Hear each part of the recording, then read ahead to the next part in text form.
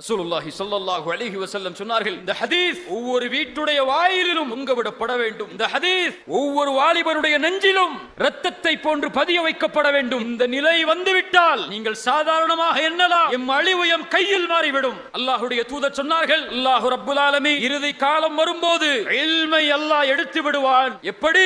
அல்லாஹ் ரப்புல் ஆலமீன் உலமாக்களை, ஆலிம்களுடைய உயிரை கைப்பற்றுவதன் மூலம் மனிதர்கள், அறிவியர்களை, கல்வி இல்லாதவர்களை, என்ன கல்வி, படிப்பா, டாக்டர் படிப்பா, PhD படிப்பா, மார்க்க கல்வி இல்லாதவர்களை தலைவர்களாக எடுத்துக் கொள்வார்கள். அவர்களிடத்திலே மார்க்க தீர்ப்பை கேட்பார்கள். அவர்களும் மார்க்க தீர்ப்பை கொடுப்பார்கள். கல்வி இல்லாமல் அவர்களும் வழிகடுவார்கள், பிறர்களையும் வழிகெடுப்பார்கள். ஆனால் ஒரு மிகப்பெரிய மூலச்செலவை முஸ்லிம் சமூகத்தின் வாலிபர்களின் மேல் செய்யப்படுகிறது. அதில் சென்று தன் ஒட்டுமொத்த சமூகத்தையும் மதிப்பை பெற்றுத்தரக்கூடிய செயலை செய்து தன் வாழ்வையும் தன்னோடு சேர்ந்திருக்கக்கூடிய குடும்பத்தின் வாழ்வையும் ஒரு சமூகத்தின் வாழ்வையும் அளித்துக் கொண்டிருக்கிறது.